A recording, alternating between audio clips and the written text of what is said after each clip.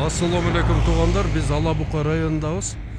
Мына Зымтордун ар жағы Өзбекстан. Мына Өзбекстанда қараңыздар, авал қандай. Мына ушул бак.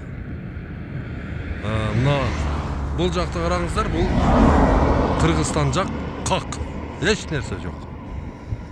Мына бұлар 1 гектардан 1 миллион, 2 миллион сомдон киреше көрүшөт.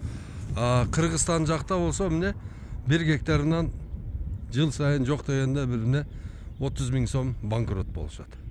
Эгерде айыл чарба ушундай өңүттө бара бере турган болсо, тугандар, бул кандай болот? Страна, что которая ничего не производит, обречена к исчезновению деп айткан да. Мына тугандар. Айыл чарба бул эгемендүүлүктү алып келет да. Айыл чарбасы жок мамлекет бул не? Көз каранды мамлекет. Мына ошон үчүн бардыңыздарда айтамын, тугандар, бак отургузуу идеяны колдоңуздар. Алабука районунда эртеге бак дават болот, тугандар. Залда дагы 500 орун бар экен, бардыңыздарды чакырабыз, тугандар. Мына ушул багбанчылык боюнча кеңири маалымат беребиз.